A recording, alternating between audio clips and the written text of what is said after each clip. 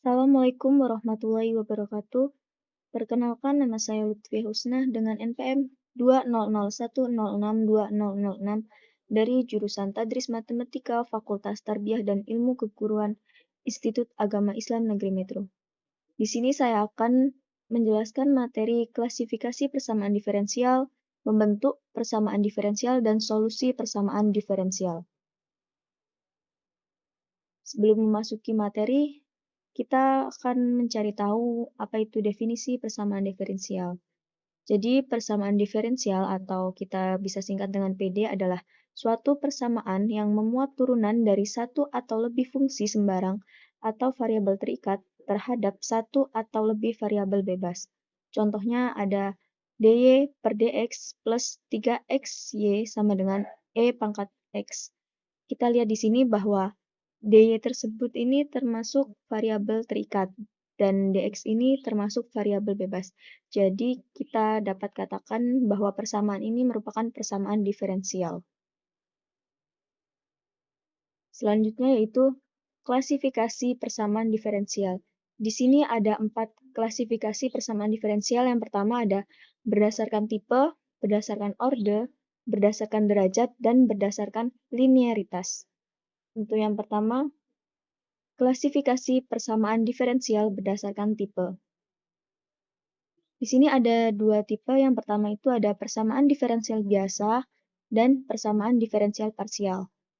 Untuk persamaan diferensial biasa itu sebuah persamaan diferensial yang mengandung turunan biasa dari satu atau lebih variabel terikat terhadap satu buah variabel bebas. Kita lihat contohnya di sini ada 4 contoh. Yang pertama itu dy per dx plus 5y sama dengan e pangkat x. Kita lihat variabel terikatnya di sini ada 1 dan di sini ada 1 variabel bebas juga. Ini termasuk persamaan diferensial biasa. Untuk contoh yang kedua, kita lihat di sini ada dx per dt ditambah dy per dt sama dengan 2t. Kalau kita lihat di sini, ini mengandung 2 variabel terikat dan 1 variabel bebas. Seperti pengertian tadi bahwa kalau variabel bebasnya itu ada 1, maka itu termasuk diferensial biasa. Kita lihat contohnya selanjutnya ada d pangkat 2y per dx pangkat 2 min dy per dx plus 6y sama dengan 0. Dilihat di sini bahwa variabel terikatnya ada 1 dan variabel bebasnya juga ada 1, yaitu dapat kita katakan menjadi persamaan diferensial biasa. Untuk contoh yang keempat ini ada d kuadrat y per dx kuadrat sama dengan min x sin y. Di sini juga dapat kita lihat bahwa variabel bebasnya yaitu x ada 1, jadi kita dapat sebut menjadi persamaan diferensial biasa. Untuk yang kedua yaitu persamaan diferensial parsial, yaitu sebuah persamaan diferensial yang mengandung turunan parsial dari satu atau lebih variabel terikat terhadap lebih dari satu variabel bebas. Untuk di sini kita harus mempunyai variabel bebasnya itu lebih dari 1, jadi bisa 2, 3, dan seterusnya. Ada contoh di sini do v per do t plus do v per do s sama dengan v. Kita lihat di sini variabel terikatnya ada 1 dan variabel bebasnya ada 2. Jadi dapat kita sebut menjadi persamaan diferensial parsial. Untuk contoh yang kedua, bisa kita lihat bahwa di sini mengandung 3 variabel terikat dan variabel bebasnya juga ada 3.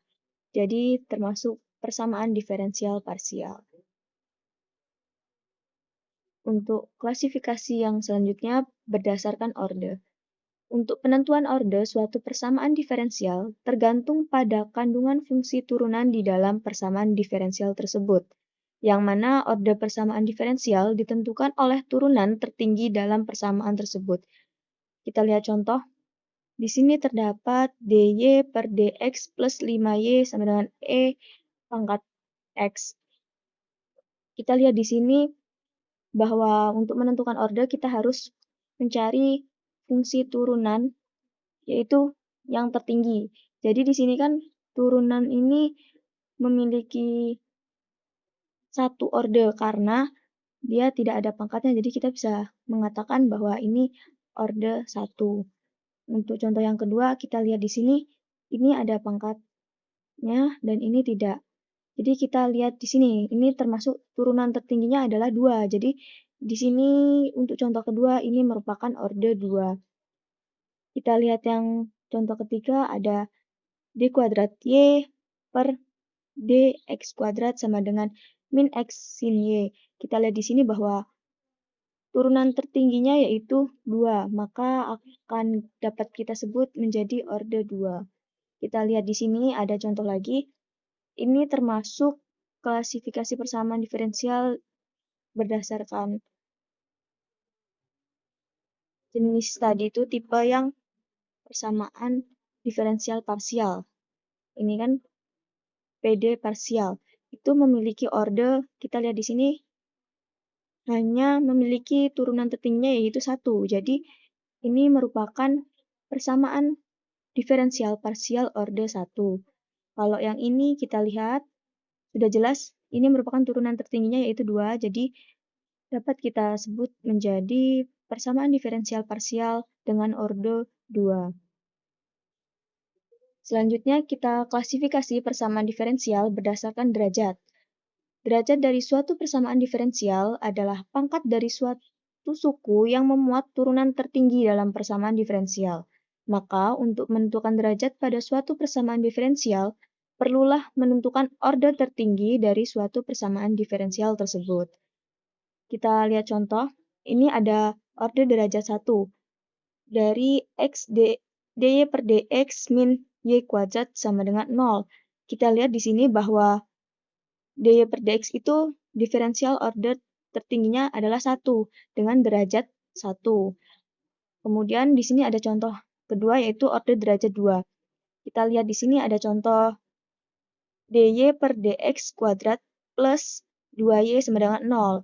Nah, kita bisa lihat bahwa sini ada pangkat 2. Ini merupakan derajat 2. Nah, dalam kurung ini terdapat dy per dx, termasuk diferensial order tertingginya yaitu 1.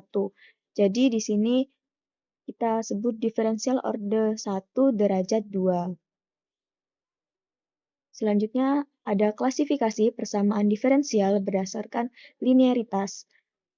Jadi linearitas itu ada 2. Yang pertama persamaan diferensial linear dan non-linear.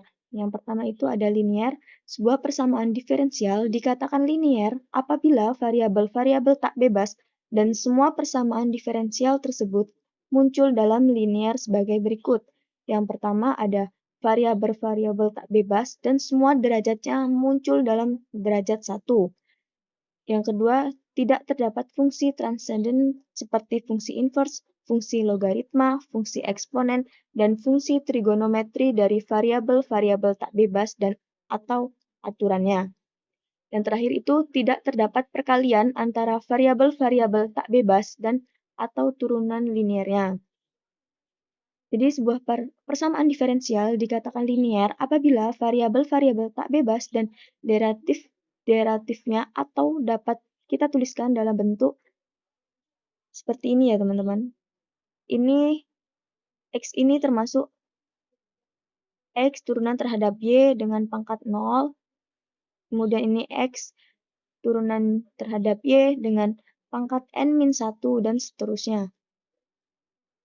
Untuk contoh dalam persamaan diferensial linear yaitu X D pangkat 2Y per dx kuadrat min 3dy per dx min 2xy sama dengan sin x.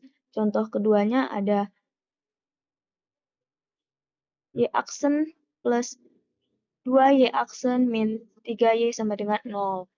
Nah, selanjutnya persamaan non-linear. Sebuah persamaan diferensial dikatakan sebagai non-linear apabila minimal satu antara dari ketiga pernyataan tersebut tidak terpenuhi. Jadi, pernyataan 3 ini jika tidak terpenuhi, maka kita dapat sebut menjadi persamaan non-linear. Untuk contohnya, di sini ada 5 D pangkat kuadrat Y per DX kuadrat ditambah X dalam kurung DY per DX kuadrat dikurang X kuadrat Y sama dengan E kuadrat min X. Ini termasuk contoh persamaan diferensial non-linear. Selanjutnya kita akan membentuk persamaan diferensial. Ada 3 langkah dalam membentuk persamaan diferensial. Yang pertama, menentukan banyak konstanta sembarang. Yang kedua, menurunkan persamaan sebanyak konstanta sembarang. Yang terakhir, apabila konstanta sembarangnya sudah hilang, maka persamaan tersebut sudah membentuk persamaan diferensial. Kita masuk contoh. Di sini ada contoh, bentuklah persamaan diferensial dari Y sama dengan A sin X plus B cos X. Untuk penyelesaiannya, yang pertama itu kita menentukan konstanta dari persamaan tersebut. Dapat kita lihat di sini bahwa konstantanya ada A dan B. Kemudian cara yang selanjutnya, menurunkan persamaan dari persamaan tersebut. Persamaan ini kita turunkan. Jadi, Y sama dengan A sin X plus B cos X ini turunan pertama, kita turunkan lagi menjadi turunan kedua, yaitu Y-nya itu menjadi DY per DX sama dengan A sin X itu turunnya cos X, dan cos X itu turunnya min sin. Jadi, DY per DX sama dengan A cos X min B sin. Kita turunkan lagi menjadi D kuadrat Y per DX kuadrat sama dengan min A cos X min B cos X. Nah, di sini kita dapat lihat bahwa min A cos X min B cos X itu termasuk Y, atau kita kembali ke turunan persamaan yang pertama ini bahwa ini nilainya sama. Jadi kita dapat menuliskan menjadi Y. Kita turunkan lagi. Karena di sini sudah menurunkan ketiga kali dan membentuk persamaan diferensial, jadi di sini ke langkah ketiga, apabila konstanta sembarangnya sudah hilang, maka persamaan tersebut sudah membentuk persamaan diferensial. Jadi ini persamaan diferensialnya yaitu D kuadrat Y per DX kuadrat sama dengan min Y, atau kita dapat tuliskan menjadi D kuadrat Y per DX kuadrat plus Y sama dengan 0. Terakhir, kita akan mencari solusi persamaan diferensial. Sembarang fungsi f yang terdefinisi dalam interval R, yang mana apabila disubstitusikan ke dalam persamaan diferensial mereduksi persamaan diferensial tersebut sehingga akan membentuk suatu identitas, disebut solusi atau penyelesaian dari persamaan interval tersebut. Atau dengan kata lain, solusi dari persamaan diferensial adalah suatu fungsi y sama dengan fx sedemikian hingga f fungsi x atau fungsi fx, fx, f aksen x sama dengan 0 untuk setiap x dalam interval R. Solusi persamaan diferensial juga dinyatakan dalam bentuk eksplisit, implisit, bentuk umum, dan bentuk khusus. Untuk penyelesaiannya sebagai berikut. Yang pertama ada bentuk eksplisit, yaitu persamaan diferensial, persamaan dengan fungsi yang mana variabel bebas dan variabel tak bebas dapat dibedakan dengan jelas. Solusi eksplisit di sini dinyatakan dalam bentuk Y sama dengan fx. Masuk ke contoh, Y sama dengan x kuadrat ditambah 5x plus 4. Ini termasuk bentuk eksplisit. Yang kedua yaitu bentuk implisit, yaitu solusi persamaan diferensial dengan fungsi yang mana variabel bebas dengan variabel tak bebas tidak dapat dibedakan dengan jelas. Fungsi implisit ditulis dalam bentuk fungsi xy sama dengan 0. Contohnya di sini ada x kuadrat plus y kuadrat sama dengan 25, atau kita dapat tuliskan menjadi x kuadrat plus y kuadrat min 25 sama dengan 0. Di sini kita tidak bisa membedakan mana variabel bebas dan mana variabel terikatnya. Selanjutnya ada solusi umum. Solusi umum yaitu solusi dari sebuah persamaan diferensial yang di dalamnya masih memuat konstanta C. Untuk lebih jelasnya masuk ke contoh yang pertama. tentukan penyelesaian dari dy per dx min x per y sama dengan 0. Untuk penyelesaiannya, bisa kita lihat di sini. Kita pindahkan ruas ini kan ada min x per y menjadi dy per dx sama dengan x per y. Nah, kemudian kita kali silang di sini, atau kita dapat menyatukan sesuai dengan konstantanya kan di sini kita akan mencari konstanta C. Jadi kita harus menggabungkan antara variabel yang sama. Nah, di sini kita kalikan dy dikali dengan y, dx dikali dengan x menjadi y, dy sama dengan x dx. Kemudian kita integralkan menjadi 1/2 y kuadrat plus c1 sama dengan 1/2 x kuadrat plus c2. Kan di sini integral dari y dy itu 1/2 y kuadrat plus c1 dan integral dari x dx itu 1/2 x kuadrat plus c2. Nah, kita selesaikan bahwa 1/2 y2 plus c1 sama dengan 1/2 x kuadrat plus c2 itu menghasilkan hasil y kuadrat plus 2c1 sama dengan x kuadrat plus 2c2. Nah, kita kelompokkan di sini c-nya ini kan ada 2 nih. Jadi di sini y kuadrat sama dengan x kuadrat ditambah dalam kurung 2c1 c2. Nah, c1-nya pindah dikurang 2c1. Karena di sini konstantanya kalau dikurang jadi 1 kan, jadi kita tulis saja dengan c.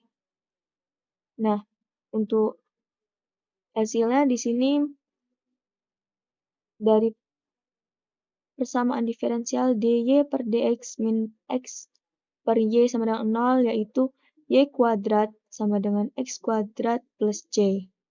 Untuk contoh yang kedua, tentukan penyelesaian dari persamaan diferensial berikut. Di sini ada soal min x dy per dx plus y sama dengan 0. Untuk penyelesaiannya sama seperti tadi. Di sini bedanya karena ada min x di depan ini. Nah, gimana cara menyelesaikannya? Kita tinggal ini pindahkan ke sebelah kanan, ruas sebelah kanan. Nah, menghasilkan hasil dy per dx sama dengan min y per min x. Karena di sini sama-sama negatif, kita bisa hilangkan menghasilkan y per x. Nah, ini persamaan diferensial sama seperti yang contoh 1, tinggal kita selesaikan seperti contoh 1 tadi. Jadi hasilnya y kuadrat sama dengan x kuadrat plus c. Untuk solusi selanjutnya yaitu solusi khusus. Solusi khusus yaitu sebuah solusi yang diperoleh dari solusi umum dengan mengambil konstanta C suatu bilangan tertentu yang memenuhi syarat-syarat yang diberikan, atau solusi bebas dari konstanta. Dalam solusi khusus ini, dengan kata lain itu solusi yang tidak mengandung konstanta variabel karena terdapat syarat awal pada suatu persamaan diferensial. Untuk contohnya, carilah penyelesaian umum dari persamaan diferensial berikut. Kemudian, selesaikan dalam solusi khusus yang membentuk syarat yang diminta. Ini ada soal yaitu dy per dx sama dengan x kuadrat plus 1 y. Kita masuk ke contoh. Carilah penyelesaian umum dari persamaan diferensial berikut. Kemudian, carilah penyelesaian khusus yang memenuhi syarat yang diminta. Di sini ada soal dy per dx sama dengan x kuadrat plus 1 dengan syaratnya titik y sama dengan 1 jika x-nya sama dengan 1. Untuk penyelesaiannya, pertama-tama kita cari dengan solusi umum tadi untuk mencari konstantanya. Sama seperti soal-soal tadi, dy per dx sama dengan x kuadrat plus 1 itu kita integralkan. Nah, di sini kan sebelum kita integralkan, kita dapat pindahkan ruas. ini kita pindahkan ke sebelah kanan, menjadikan hasil integral dy sama dengan integral x kuadrat plus 1 dx. Integral dari dy ini y plus c, dan integral dari x kuadrat plus 1 dx itu 1/3 x pangkat 3 plus x plus c. Kemudian kita satukan c-nya, ini kan sama-sama konstanta. Jadi y sama dengan 1/3 x pangkat 3 plus x plus c. Nah, ini kan kita sudah menemukan konstantanya. Kita langsung ke titiknya. Tadi kan syaratnya ada y sama dengan 1 dan x sama dengan 1. Nah, masukkan aja tadi di persamaan yang sudah kita dapatkan. Dengan nilai y-nya tadi itu 1, ini menjadi 1 sama dengan 1/3, 1 pangkat 3 ditambah 1 plus c. Kemudian kita cari 1 itu sama dengan 1/1 sama dengan 1/3 ditambah, ini kan 1/3 itu 1, jadi 1/3 ditambah 1/1 plus c. Nah, ini kita cari, kita pindah ke ruang sebelah kiri, 3/3 min 4/3 sama dengan c. Sama dengan min 1/3 sama dengan c. Nah, jadi di sini kan kita sudah memberikan solusi umum terus ke khusus. Jadi hasilnya 1/3 x pangkat 3 ditambah x ditambah c itu sama dengan y sama dengan 1/3 x pangkat 3 plus x plus min 1/3. Karena di sini nilai c-nya itu min 1/3. Kita masukkan saja ke nilai c-nya dan mendapatkan hasil seperti ini. Sekian, terima kasih. Itu tadi penjelasan dari saya. Assalamualaikum warahmatullahi wabarakatuh.